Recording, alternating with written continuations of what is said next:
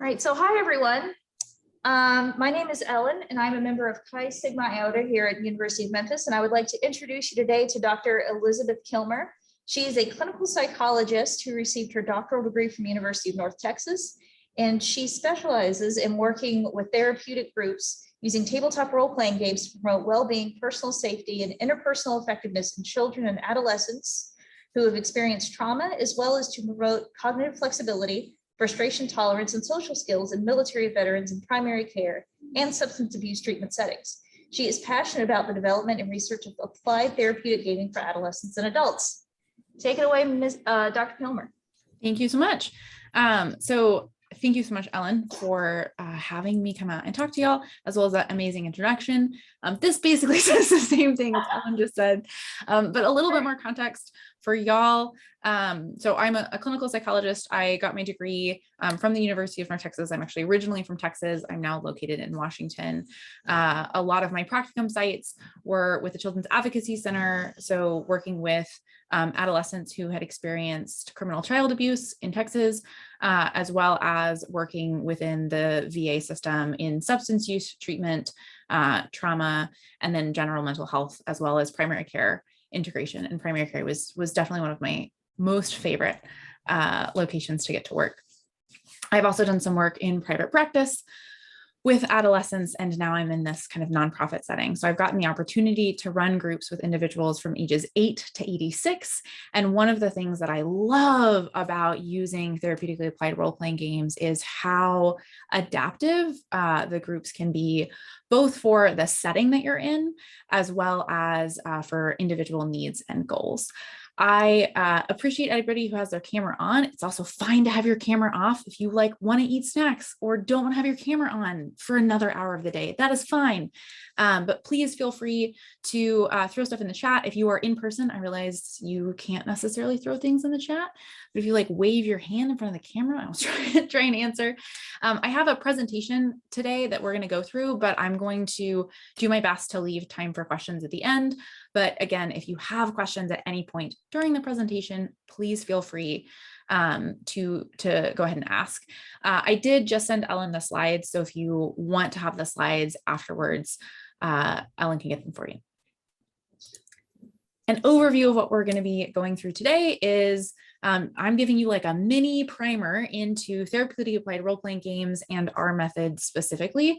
We're going to talk about what are the kinds of qualifications you need, potential risks, what tabletop role-playing games are, therapeutic applications, treatment goals, outcomes. We're going to talk about accessibility and diversity as well as materials, and then where to go if you want to learn more. So it is, if you're on the computer, I would love for you to put something in the chat about what is your experience with tabletop RPGs? I watched Stranger Things once, or I have been playing in a regular campaign for 10 years, just to get kind of a general understanding. Be really helpful. As y'all are doing that, I'm going to jump into disclosures. So this is presented by Game to Grow. We are a 501c3 nonprofit organization. We didn't receive any commercial support for this training.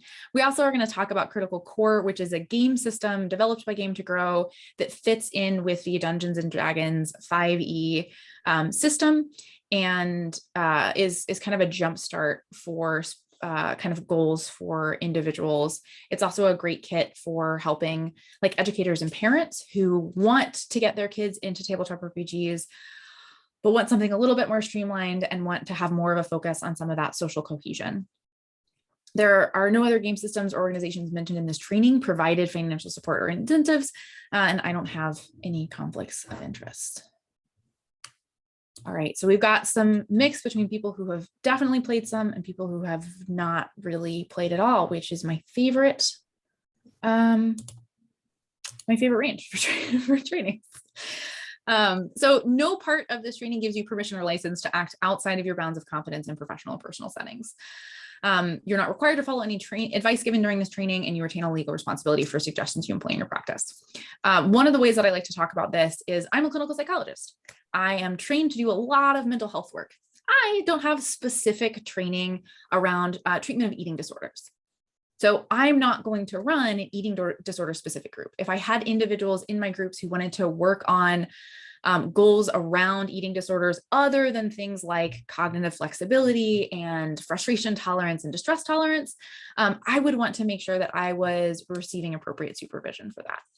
I will say, as a grad student, I'm one of the developers of our model, and a lot of the model development I did was while I was in grad school, and I had clinical supervisors who didn't know a lot about tabletop RPGs, but were still able to supervise me in using TRPG groups, because what we're doing is we're taking a game system and we're putting it on top of a lot of established therapeutic methods. And so if you have competent supervisors, many of them will feel comfortable and be competent in making sure that you are doing good and not causing harm. So, helpful grad student note. So this particular method of therapeutic applied role-playing games, there are a couple of other organizations in the US, in Australia, that use therapeutic applied role-playing games. And we have a formalized training program and have trained over 400 clinicians in the year and a month that training program has existed. So we're starting to see more and more use of this around the world, which is really exciting. But we're specifically going to talk about our methodology, which is designed for use with children, adolescents, and adults. And it was developed by Adam Davis and Adam Johns. They're the founders of Game to Grow, myself, as well as Jared Kilmer, who's also a psychologist, and Virginia Spielman, who is actually just finished her PhD in OT. When we talk about TRPGs, there's two general group types. So there's therapeutic social skills groups, which are more focused on experiential gameplay and don't have as much space for formal processing. And then there's also what we'd call counseling or psychotherapy groups. Those groups are typically a little bit longer, and they have a formal space, usually about 30 minutes for processing, which is similar to what we might see in a psychotherapy group, where we're kind of talking about what happened in the group. We're talking about how this relates to our real life. It's going to look a lot more like traditional therapy. Both groups are going to rely heavily on the experiential component in the game. It's not that we are playing the game to then get to the therapy. So the gameplay is very much intentional and structured, and structured to promote insight and growth. But the reason we might do the two different groups depend on the setting, depend on the goals of the participant, depend on developmental age of participants, those pieces. When we talk about settings, we have seen that these groups applied really successfully in a bunch of different settings, because there's a lot of flexibility around the materials used and the types of systems. You can pretty much find these groups or use these groups in most settings. We actually are now expanding to hospital groups for youth, which I'm really excited about. And that looks a little different. So for hospital groups for youth, that's a lot more drop-in groups as opposed to a consistent cohort, because of the way that youth exist in hospitals. And then when we're talking about populations, again, this is something that is really flexible across the lifespan. One note that I will talk about here is we don't intentionally replicate trauma content. So I do a lot of trauma work. I love doing trauma work. And if we think about evidence-based practices for trauma that are in groups, we usually don't talk about specific trauma content in a group setting, because we don't know where people are in that recovery process. We don't want to unintentionally exacerbate triggers. It can make that group a really unsafe place. So when we're thinking about exposure-based methods, those are typically individual therapy. So same thing is going to be applied here. I have a longer soapbox about that I will not bore y'all with today, but that's my big disclaimer on trauma. Kevin, did you have a question? I did. So when you say you're working on developing it for hospital settings, do you mean like acute hospital or just like general hospital? What do you mean by hospital setting? Yeah, so the hospital groups that we are piloting right now are basically open to any adolescents who are inpatient in the hospital. So some of those adolescents are in there and it's primarily medical as opposed to mental health with a current pilot program. So some of those youth are in longer term, so they may be there between like 2 weeks and 6 months, whereas other individuals may be there for an entire day of appointments and testing, and they have a room and they have that space. So for the hospital groups, it's in line with some of the other like enrichment activities that they have available to anybody who happens to be in the hospital for that day. Does that make sense? All right. So in terms of potential risks, there's not a ton of research on TRPGs. I actually have 3 articles under review now, which is really exciting. But that means that we don't have a ton of research on potential risks as well. So currently there's no research to suggest that utilizing tabletop RPGs in therapy has an increased risk from traditional group methods.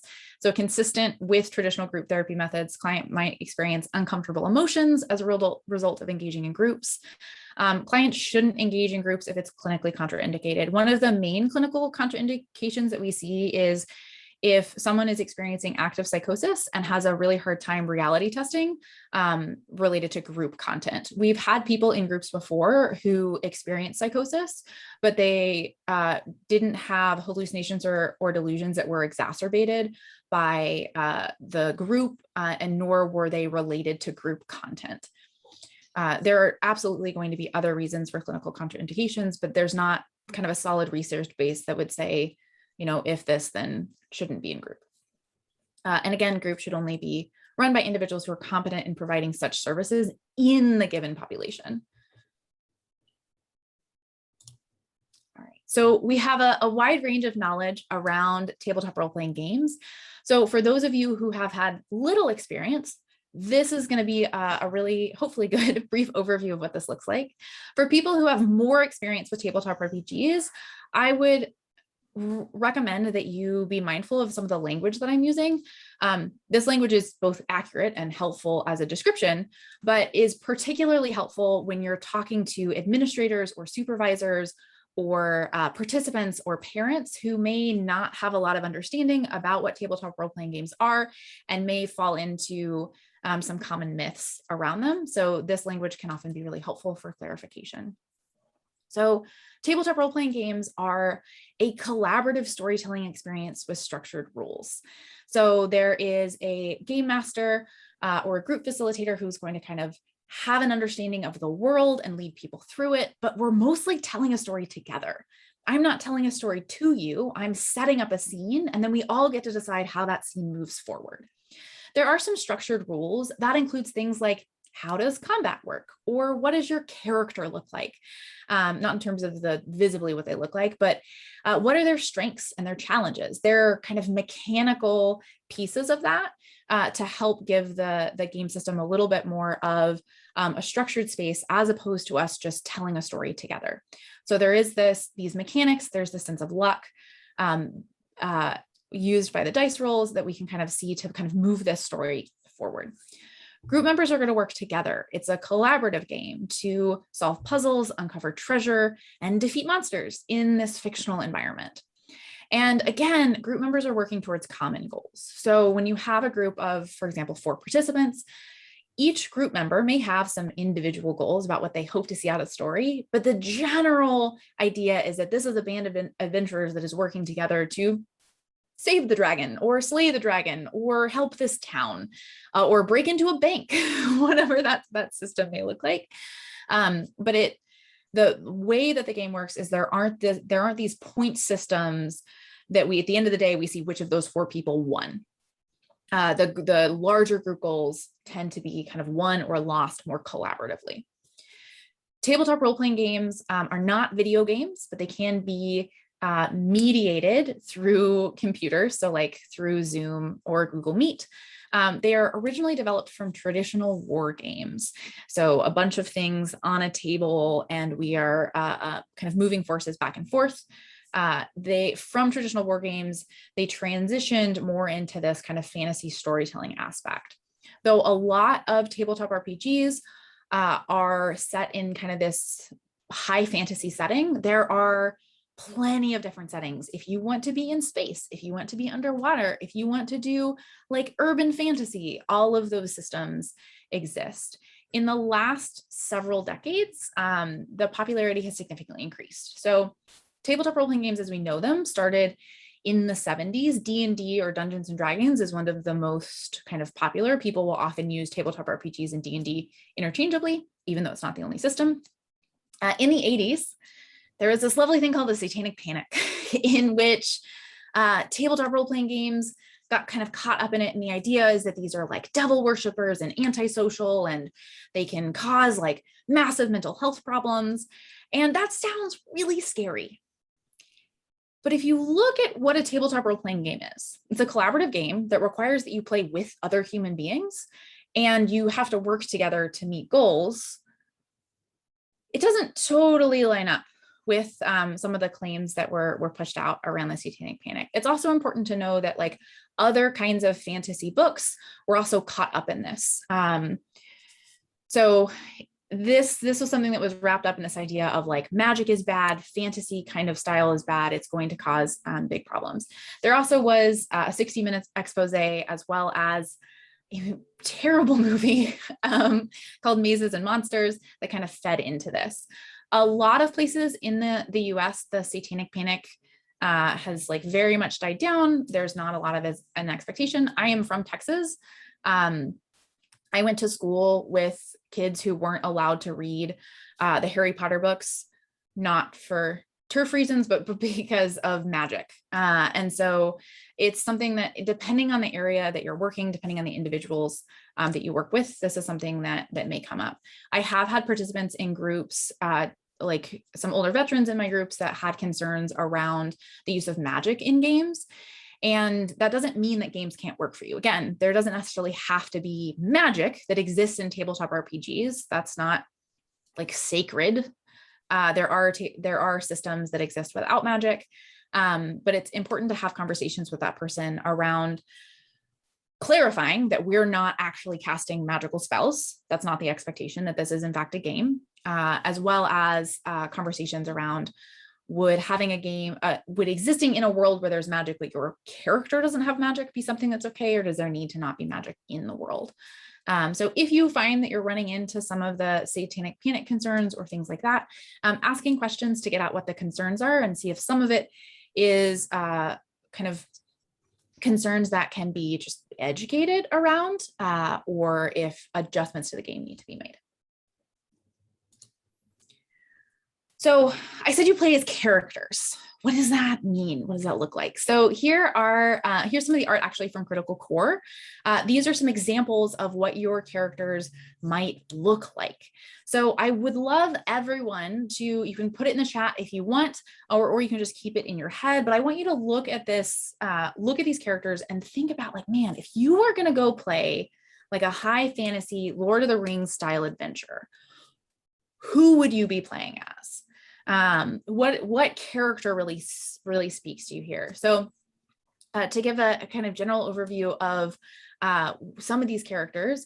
So we've got, I really like the green-skinned large figure with a hammer, a warhammer in the bottom left corner is, I think, really cool. I really like the smirk that they have. Their like teeth horns are really neat.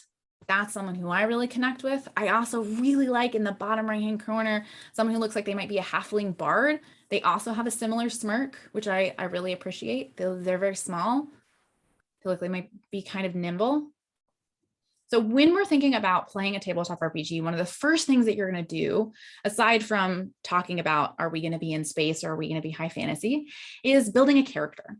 When people build characters, they're often building a character that is similar to them. It might be like me, but I have lightning daggers because I have magical spells, right? Sometimes people will create characters that are aspirational characters. I want to be myself, but more confident, and also have magical lightning daggers. We will also have participants who will create characters that might be more of a shadow self, or characters that exacerbate things about themselves that they don't like or they feel uncomfortable with. This is the most common in my experience with individuals who have a long history of substance use or depression or PTSD, where they have a really negative self-image and may believe that they are a bad person that has nothing to offer the world. So they may create a character that on the outset looks really gruff and mean and might be labeled as evil. But as they play that character, it's like a very classic trope of the like gruff person who doesn't like anybody, but then helps all of the kids all the time, which can be amazing because it allows us to really challenge some of those kind of maladaptive beliefs about the self, which is very exciting. And we get to do it through the game. So I hope you have your character in mind because we're going to use that in just a second. So we've got your characters in mind. Now let's talk about what play looks like. So in any given scenario, we might have a 90-minute play session, which means we're playing for 90 minutes. And in that session, there are going to be a lot of encounters. We can think of an encounter kind of like a scene in a TV show or in a play. So it's got a start and an end. There's something that happens in the middle, but it's not the whole episode. It's just a scene in the middle. So encounters are usually some variation, think of a Venn diagram of combat, exploration, which can involve like looking around a room or solving a puzzle, or social encounters, so talking to a person. Obviously, some of those encounters will include combat and social or exploration and social. So there's some flexibility around that.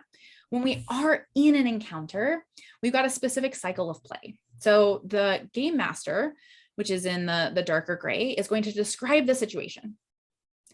Then the players, which is going to be y'all in just a minute, are going to listen. They might ask questions about that description.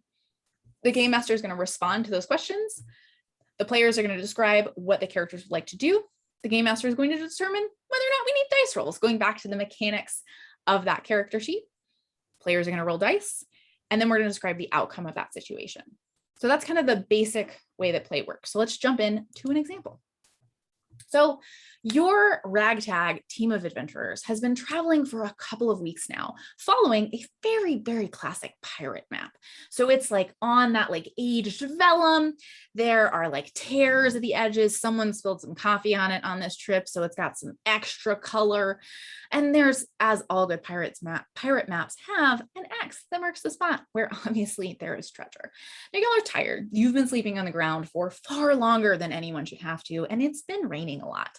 But you know that you are so close to where this X is because you're very good at reading maps. Well, at least a couple of you are.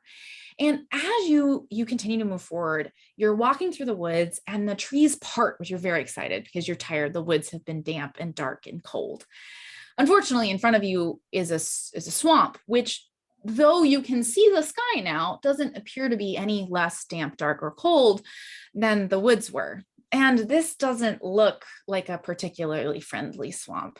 It's all green and kind of has a smell. And as you look, you see some areas in which there's some bubbles coming up out of the water. Hopefully that's just, water bubbles. Those happen, right? Definitely not any monsters in that swamp. And you look to your left and your right, and you realize that this swamp is very big, and you're probably going to have to go across it. You're not going to be able to walk around it. You are not willing to sleep on the ground for more nights. You do notice that there are some rocks in the swamp. They don't look like the sturdiest or the driest of rocks, but it's possible that you could jump from rock to rock to get across. Now, all of you have characters in your mind. I'm assuming some of these characters are more or less athletic. Some of these characters are more or less good at jumping on potentially unstable rocks. You've also got characters who might know a lot about swamps or nothing. So if you are in the chat, I would love for you to, in a couple words, just tell me how your character might approach this problem. Would you try and talk to the whole rest of the group first? Would you immediately start jumping from rock to rock? Would you investigate the plants or try and look closer at the water? How might you handle this situation?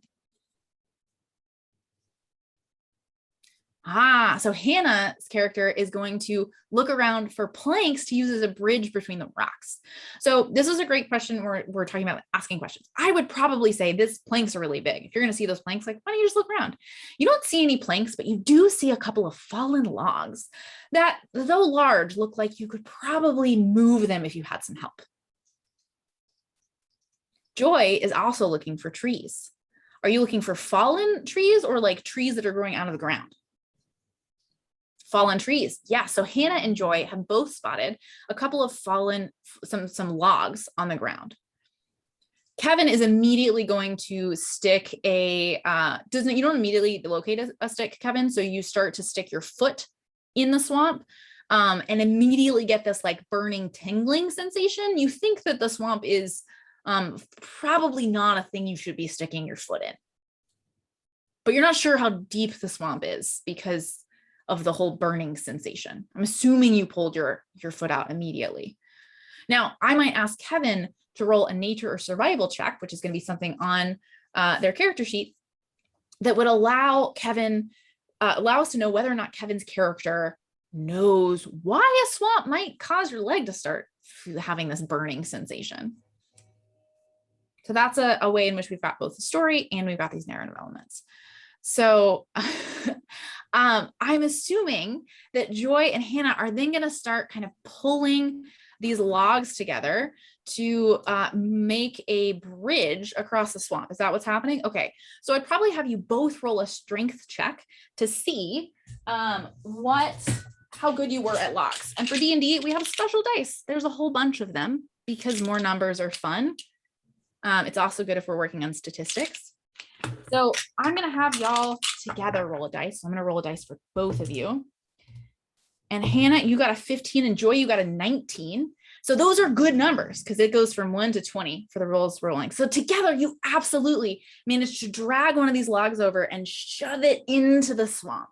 And though Kevin wasn't able to see how deep the swamp is, you're able to wedge this stump in between a couple of the rocks. And it seems like a pretty stable bridge. So next, I'm assuming y'all are going to all walk across that log. I'd probably have you roll a couple of checks just because logs aren't as stable as bridges, but let's assume one at a time. I really like that, Joy. Hannah is definitely not going to go first. Y'all managed to make it across this swamp. Huge success. Nobody fell in. Nobody triggered a swamp monster. Awesome. That's an example of an exploration encounter. Next, as you continue tromping through this area, you come up to a long fence.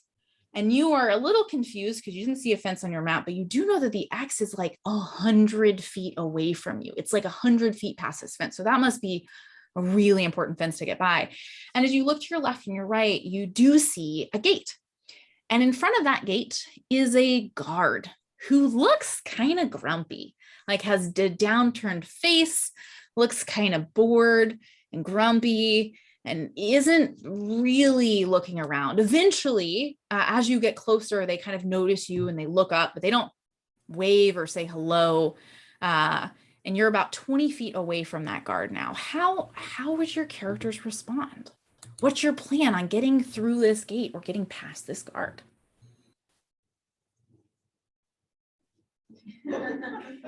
So Joy's character says, I took a wrong turn.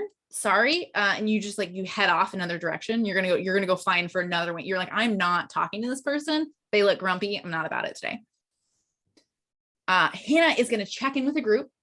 Like, guys, should I wave at them? Like, is that going to make them more grumpy or less grumpy? Like, what would you want if you were grumpy? Hannah immediately waves at the guard and smiles. The guard looks at you and looks a little confused and then waves back.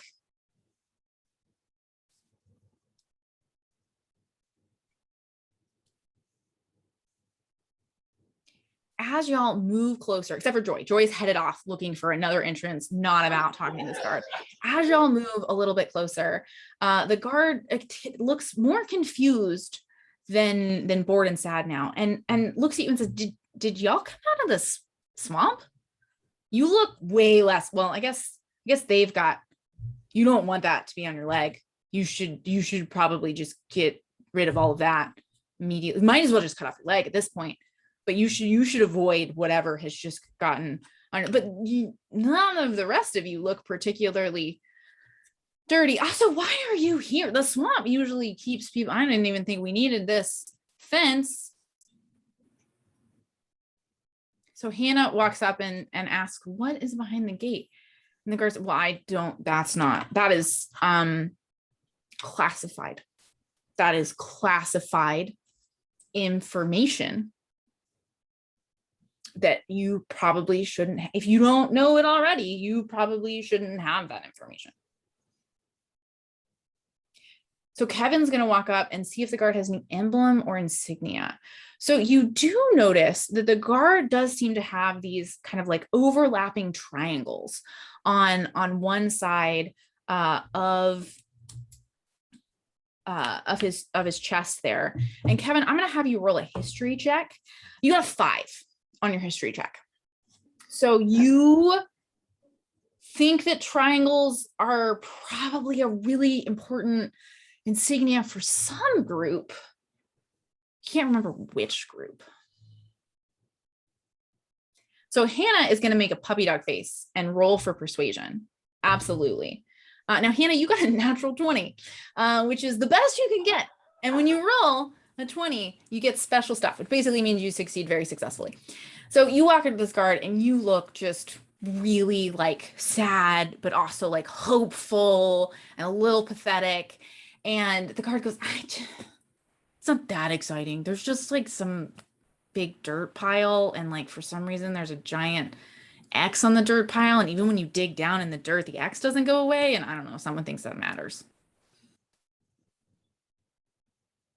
So ideally, y'all would continue to either talk to the guard, or Joy may have found a back entrance or the ability to tunnel through to get through this gate as you continue headed towards that X that is apparently like permanently magically imprinted in the ground.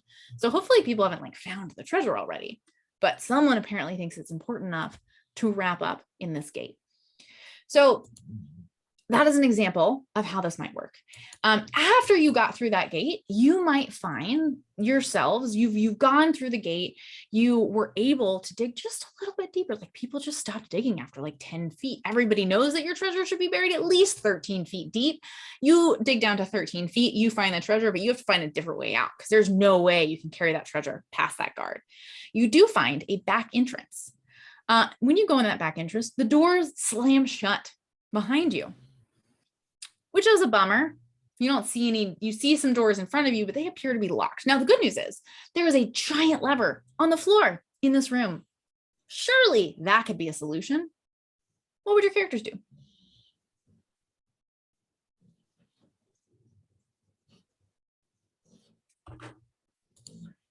Discuss. I love working with clinicians. Yeah.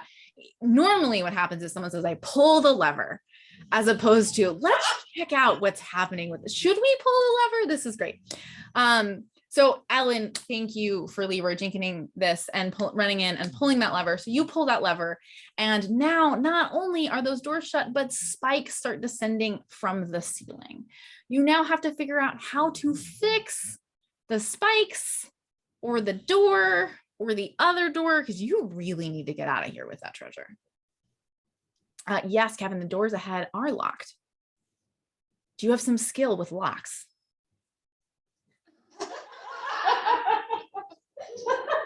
Boy, you are still alive. Absolutely.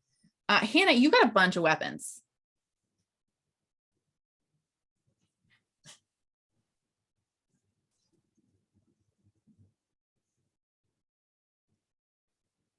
I'm just seeing a plan forming.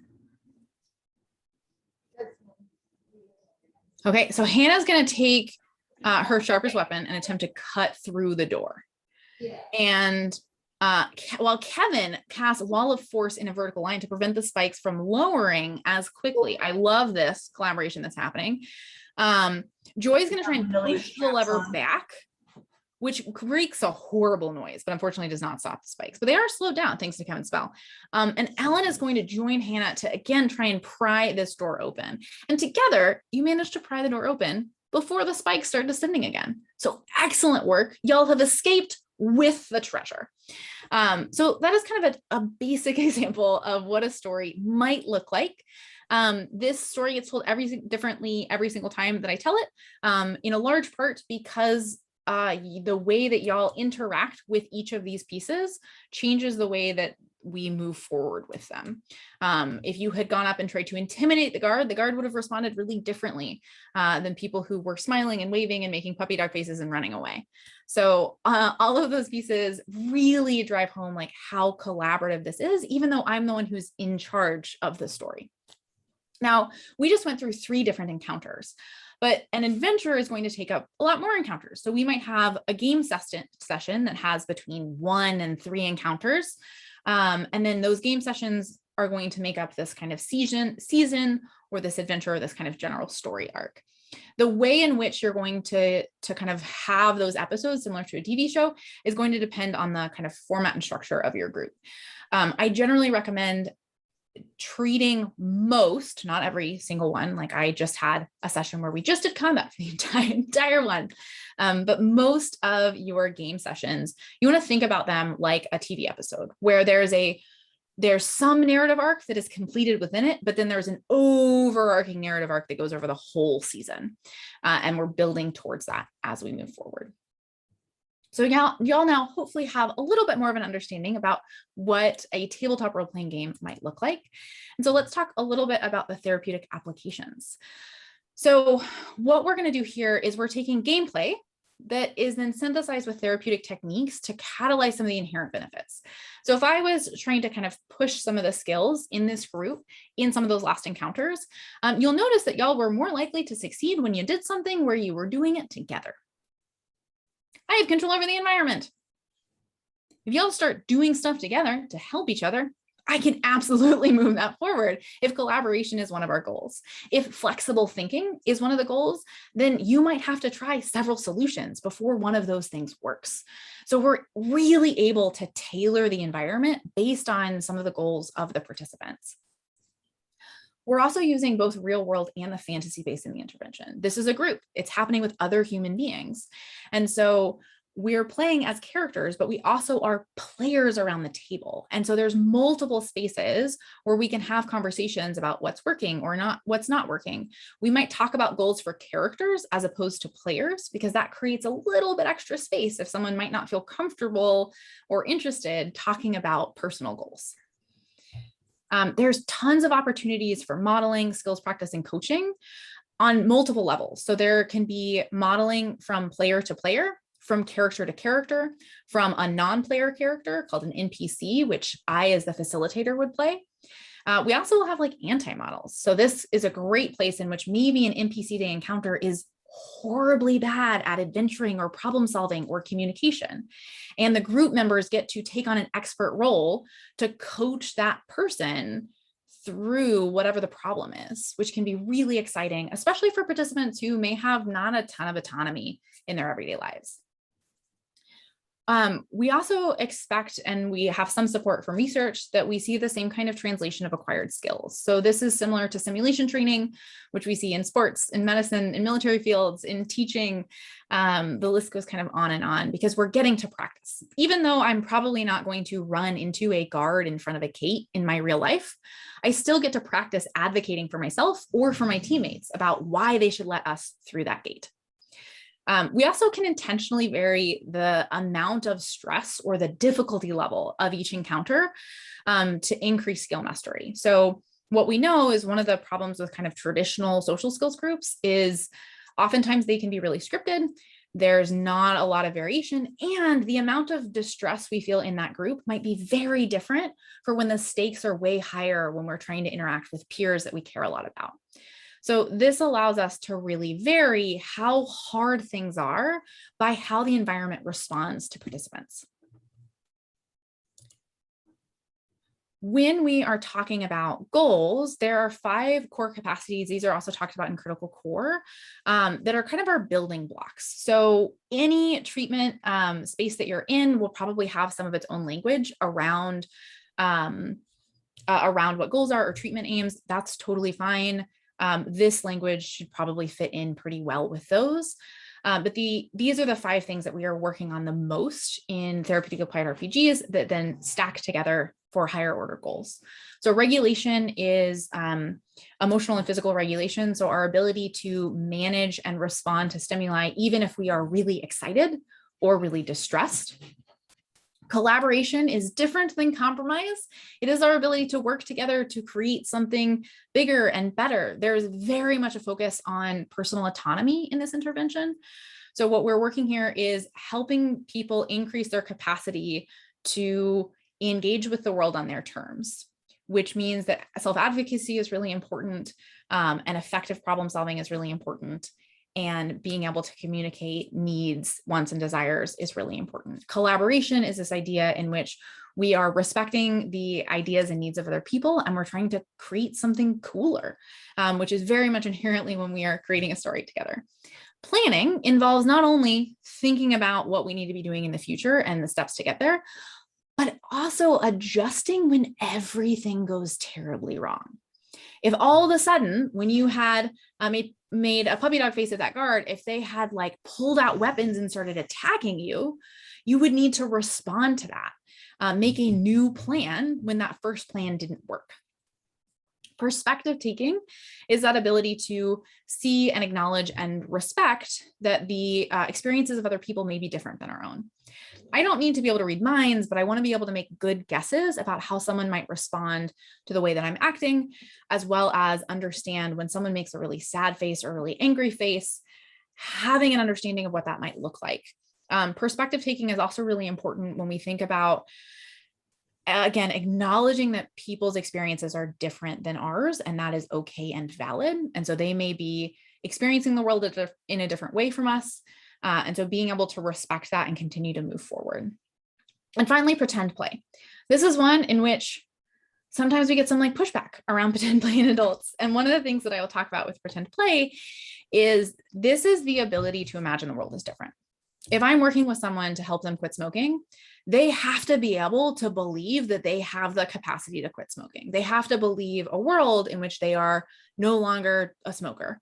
And so pretend play is something that is really important when we're thinking about flexibility, when we're thinking about planning for the future. I mentioned we talk about kind of combining the blocks. So this includes things like if we're working on conflict resolution, we've got regulation, perspective taking, collaboration. If I'm working on changing habits, again, that's that pretend play, regulation, and planning. So all of these pieces can be kind of combined into these higher order blocks. You don't have to use this language, but it can be a helpful way when we think about like, what are the goals that I'm working on in this particular encounter? Or how might responding as this NPC in these 2 different ways work on either collaboration or frustration tolerance?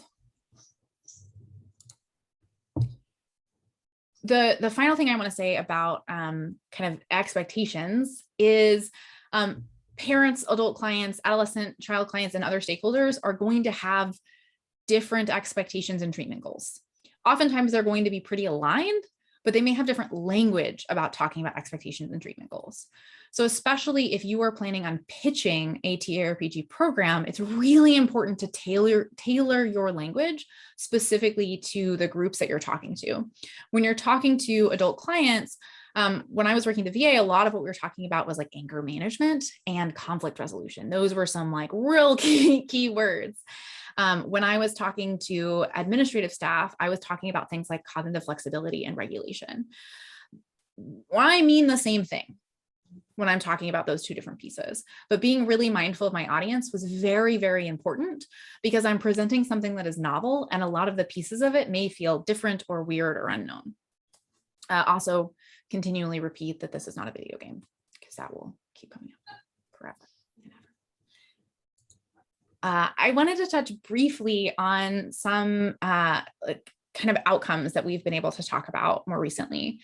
So I, hopefully this paper will be out soon, we'll see, but I was able to collect some feedback around one of the last groups that I ran in the VA, where we were able to get some open-ended feedback about the groups. And I think this quote really sums up a lot of the general kind of experience of a lot of participants in that group.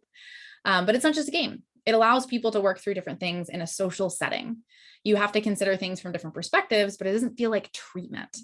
this is an amazing intervention for people who don't want to go to therapy anymore, who don't want to work on stuff and set goals and be vulnerable and talk about stuff that's hard, because this is often more fun than a lot of therapy interventions. Again, I do a lot of trauma work.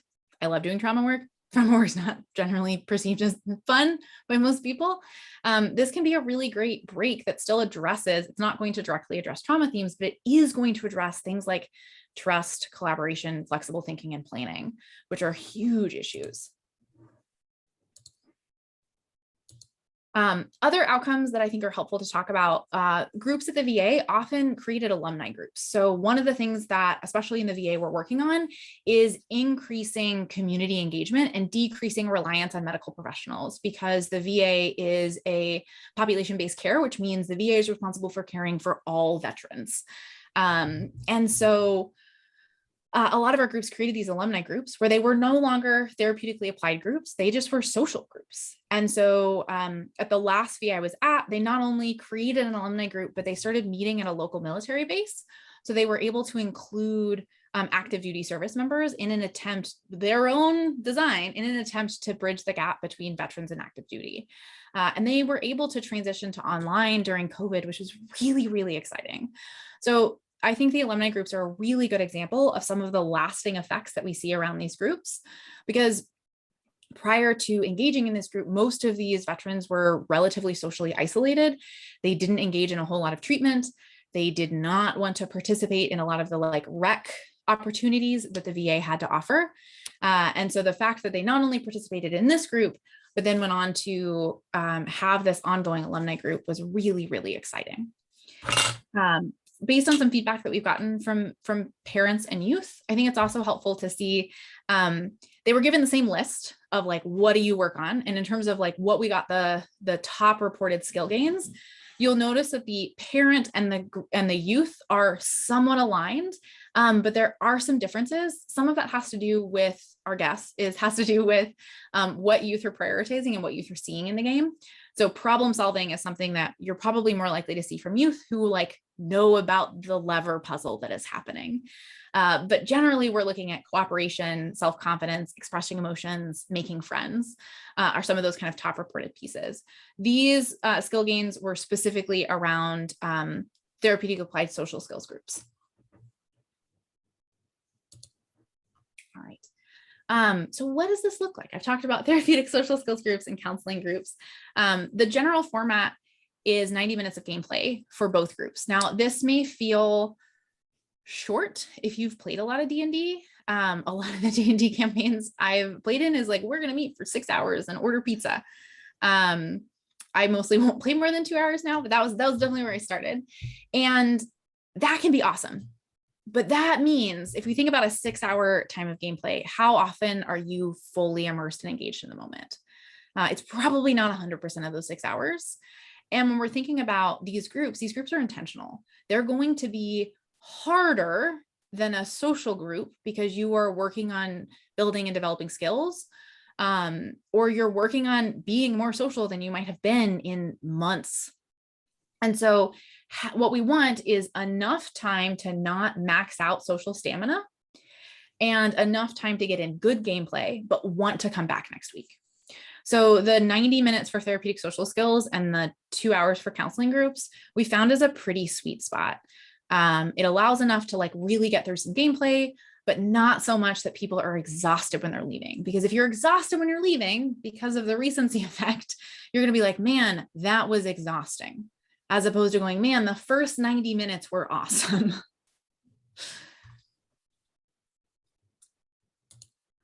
So as we're thinking about designing groups for different populations, it's also really important to consider both like historical context around diversity as well as what your populations look like. So when we're thinking about considering diversity in TRPGs, there's two main questions that a lot of the other questions will stem out from. So the first one is, how do I utilize TRPGs with diverse populations? Some of this has to do with things like accommodations. Some of this has to do with what are the general belief systems and values of this population? Does the game that I have proposed align with those? And the second one is, how do I address topics of diversity and discrimination at my table? So we talk a lot more about this in all three of our mental health trainings. But a couple of pieces to kind of leave you with today, if you're thinking about like, man, I want to get this started and I want to consider this part, is learning about some of the histories of discrimination and misrepresentation in tabletop RPGs and fantasy broadly. So I'm sure many of you are aware of the like really problematic tropes that exist in a lot of kind of classic high fantasy, that exist in a lot of just fantasy broadly, from kind of problematic representation and tropes from Tolkien to Lovecraft. And so having kind of an understanding about how that impacted the development of fantasy and how we as a community are grappling with it today is really important. There are also some amazing systems that have been created. There's Coyote and Crow, which is a tabletop RPG system that is still in development, but is created by First Nations and Indigenous American people, that is like a post-apocalyptic where like colonialism never happened. It sounds like an amazing game, but it's also cool because it just eliminated a lot of some of those problematic tropes. So when you're thinking about your own table, thinking about using systems like that, or exploring ways in which you can ensure that your table is not problematically utilizing tropes. So this could be things like, oh, the villain is often disabled. That's a problematic trope that we don't want to replicate, but it's also something that we see in media enough that we may unintentionally replicate that trope unless we are paying attention to that. You want to broadly create and utilize diverse worlds and stories. So whether those are ones you create yourself and you check in with people, or you pull from other spaces and from other communities, that can be really, really valuable. Also do your research first and solicit feedback from communities you work with. This is going back to that idea of kind of informed not knowing. So if I'm going to work with a population that I have less experience with, for example, I'm not a veteran. When I started working with veterans, I got training on military culture, but I also didn't assume that my training on military culture meant that I like knew what it was like to be a veteran. So there's this balance of, you're not going to have to explain a bunch of acronyms to me, and I'm not going to assume that I know what your experience like, and I'm going to continue to solicit feedback on that. And then finally, consider multiple aspects of diversity. I'm sure this is something that has come up in your training and programming. We will often start with the addressing framework by Hayes. It's not the end all be all of frameworks, but it can be a great place to start. And the final couple of things I wanted to talk about today are accessibility and materials. So as I mentioned, tabletop RPGs are very flexible, which is awesome. When we're thinking about accessibility interventions, we want to increase access while maintaining autonomy. I'm sure this is a very much preaching to the choir kind of situation here. But just so you have an understanding of some of the accessibility options, this is not a complete list, but these are some accessibility options that already exist in tabletop RPG spaces. So I mentioned there are the dice that you use. There are Braille dice that can be printed.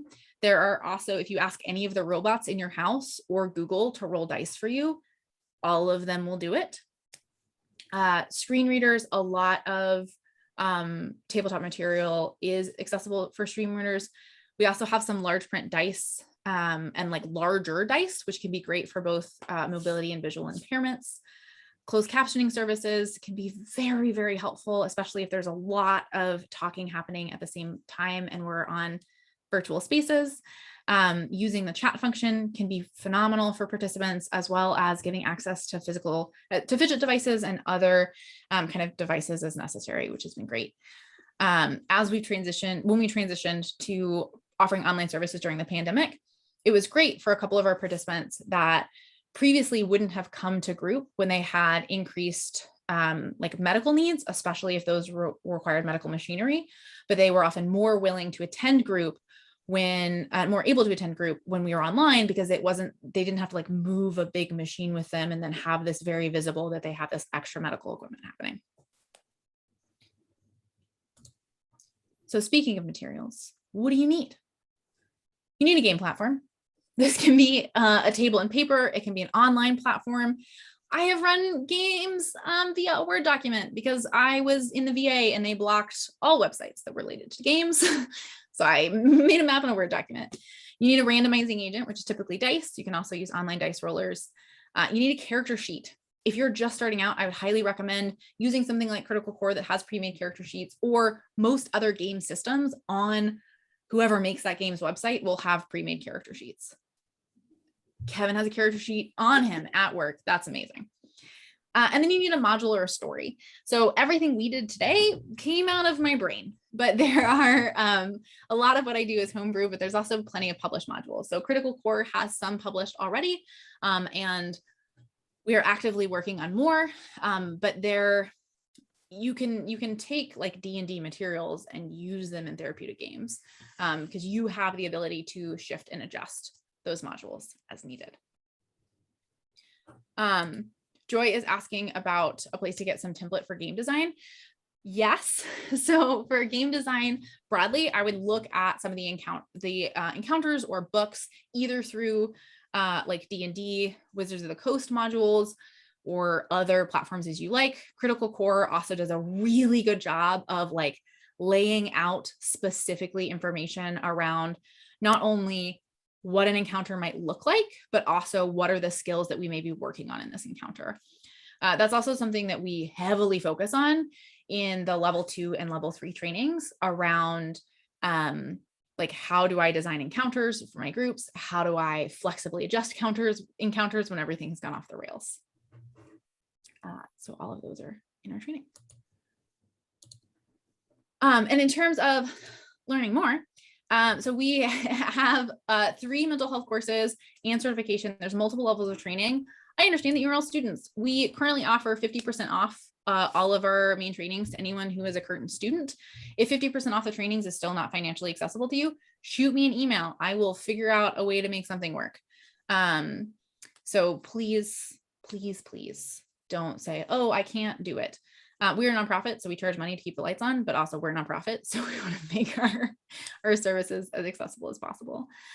We started a little, I know we're a little over time, but we started a little bit late, so I'm happy to stick around for some questions for anyone who is available to.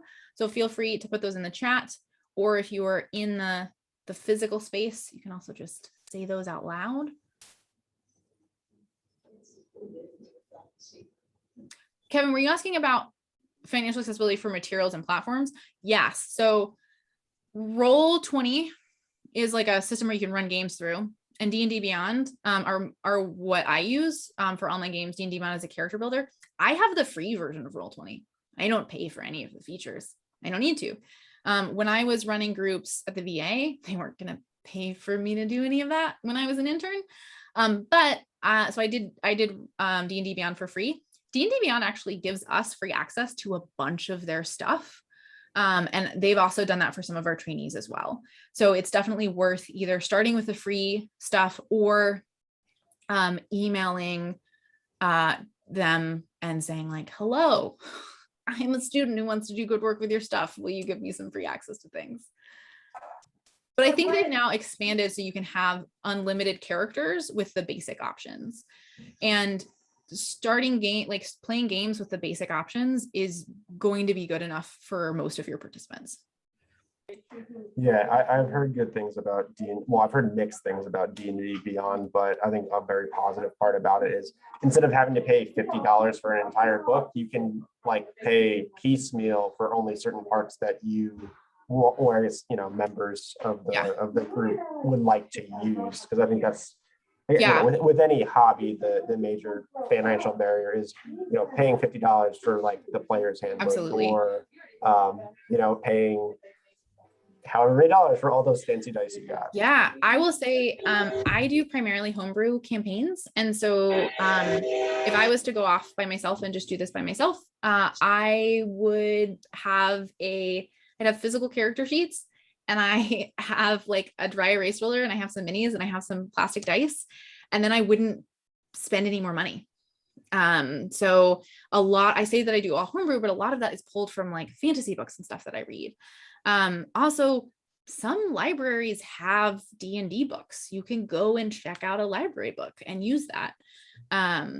So there are definitely ways to still access content ethically while not spending tons and tons of money.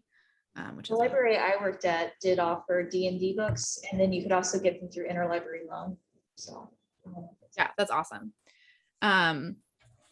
So there are multiple ways to access them, which is great. Ellen was asking how often the trainings are offered. So our mental health level 1 training, we have a live and an on-demand version. The on-demand version is just a taped live version. So you will see myself and Adam Davis, who does that training with me, interacting with a chat that you can't see because it was it happened in the past. The live trainings, we've got one in January, and then we have another mental health level 1 in March. And then our next mental health level 2 that's scheduled is in May, but it's possible that we may bump that up a little bit depending on the amount of interest that we have between now and then. So that is a basic how training offered. Any other questions? I have another question. Mhm. So, how much overlap is there between like the kind of training that y'all do and just like generally learning how to be a GM? Great question. So we specifically have a couple of GM workshops. So we have a new player workshop, we have an intro to GM workshop, and we have an advanced GM workshop. And the intro to GM workshop is split between like actual instruction and then actual practice time running a short campaign, or like running a couple, it's really just a couple of encounters. So you get that like practice. So that's really where the direct instruction comes from, which is an auxiliary training that you can take, but you don't have to. In terms of our trainings, there's a lot of training about being a GM, but it's more about fine-tuning skills. It's less about the mechanics of being a GM, aside from some of the storytelling and adjusting encounters. Does that make sense? Yes, it does. Sorry, my dog heard something outside and is mad at. Do you prefer to have participants create their own characters or use pre-made character sheets? I couldn't hear your question. Do you want, I know this sounds better up here if you want to come up. Yeah. I don't know where the speaker is. Do you think that it's easier for participants to create their own characters or to just use the pre-made character sheets? It really is going to depend on the participants. Generally, I would recommend having pre-made characters that with some flexibility. So I might give a participant a choice of 6 different pre-made characters and let them choose that character. And then I wouldn't have things like physical description or like personality traits or bonds or flaws or ideals or like their name and stuff filled in, right? So I would leave a lot of the like narrative backstory very open to them, but I would have a lot of the mechanics filled in already. So I've done things in a couple different ways. So I've had people get together and create their characters together. I've given people a menu when we do like a one-on-one screening, and then I create a character, custom character for them.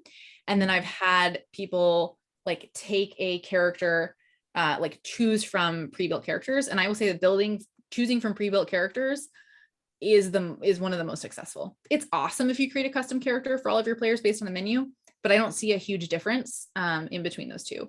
Now, when I have players who have a lot of experience with D&D and they want to create their own character, they can go off on their own time and create a character within some of the like bounds, like no homebrew unless we've talked about it kind of thing.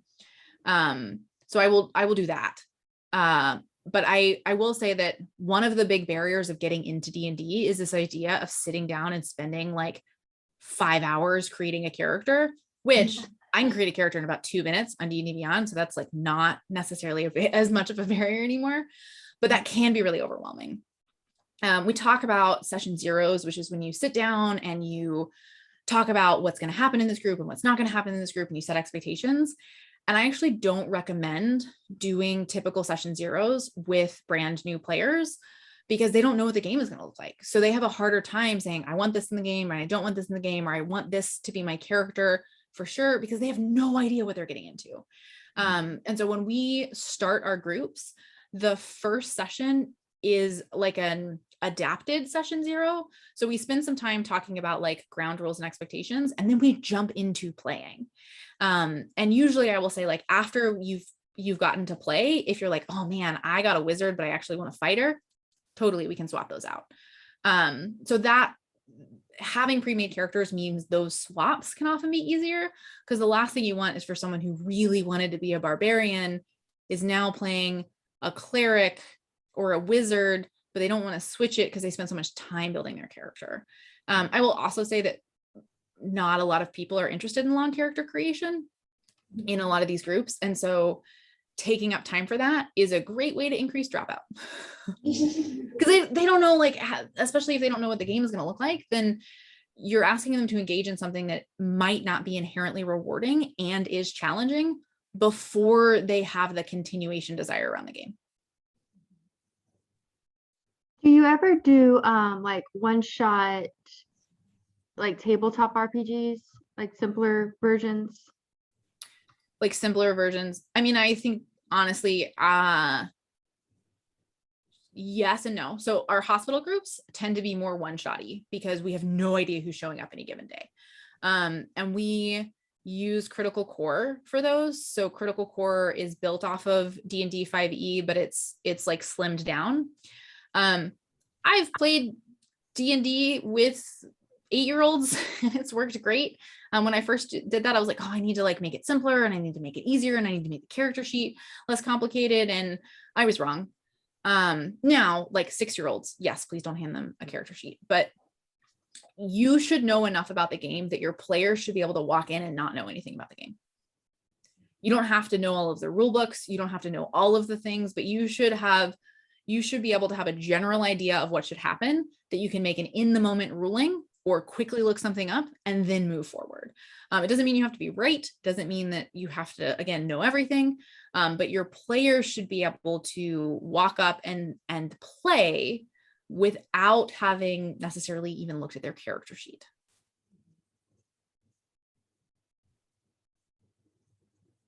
How do you handle groups with people sort of dropping in and out? Say that again? How do you handle groups with people that sort of drop in and out, like you were saying with the hospital group? Yeah, so I would say that generally, if you have an option to have a group that is like a cohort group or a rolling admission group, but it's a closed group, I highly recommend that over open groups, because when we're thinking about like building safety in a group and we're talking about like the development of group over the life of the group, consistency in humans is really important for that. If you're in a position in which you only have drop-in groups, then I would make sure that you have more of an option to have like that episode is like a standalone episode in the show. Now, if you are trying to increase people's willingness to continue in groups, you still want to be able to wrap up parts of it, but you would want to have like a continuing story arc so that people are motivated to come back. But having I will say that like if people make it past about 2 groups and it's a closed or rolling group space, I anecdotally will see less dropout. And I think part of that is if you miss a week and you come back, people are like, oh my gosh, we didn't have our cleric. Like we really needed you. So there's this more of this sense that like you and your presence matters, as opposed to like a psycho ed group or a CBT group where it might be a bummer that you're gone, but it like doesn't matter in the same way, if that makes sense. Yeah. So I guess my question would be, what's the longest sort of therapeutic campaign that you've had experience with? Like how long did it last? I ran a group at the VA for like 9 months. It was a rolling admission group. So typically participants were supposed to be in the group for about 9 to 10 weeks.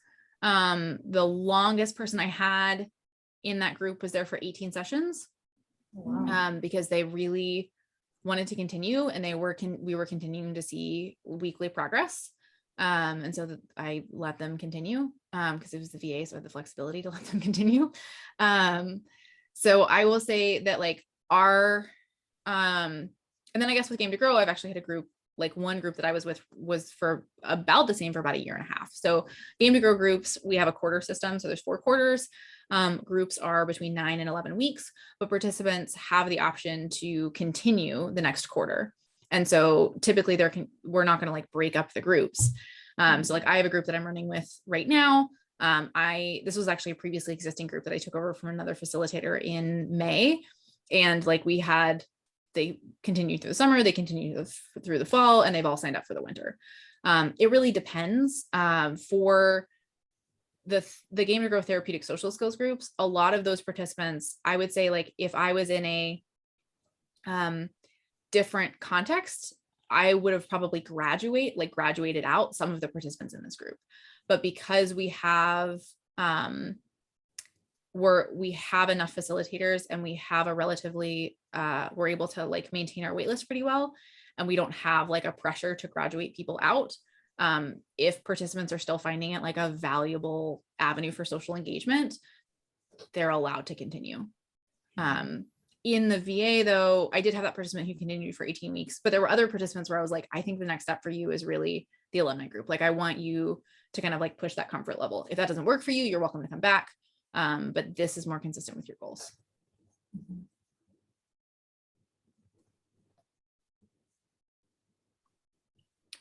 I have no idea.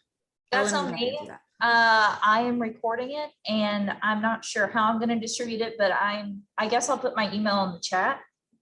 And so anyone that wants a recording can get access to it. Yeah.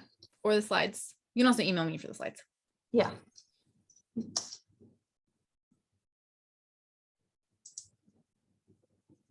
And okay, so I know if you have to go, you have to go. I totally get it.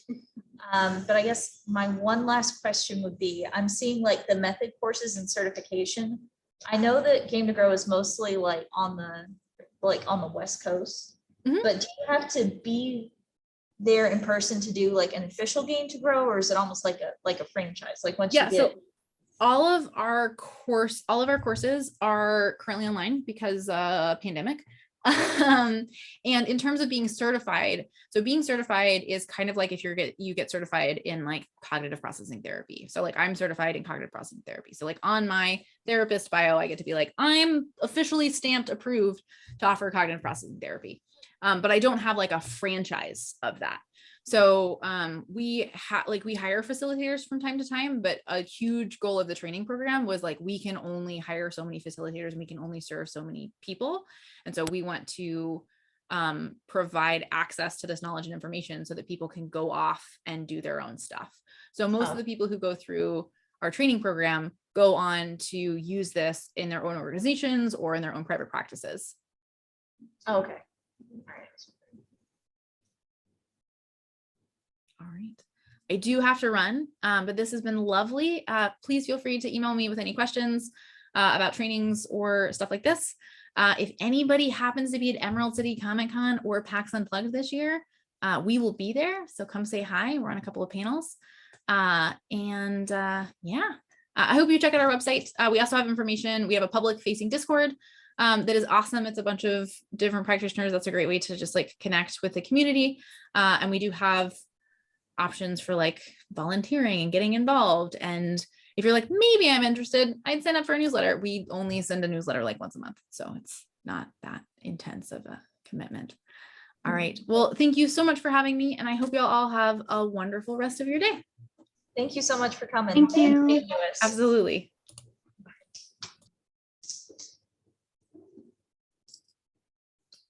All right.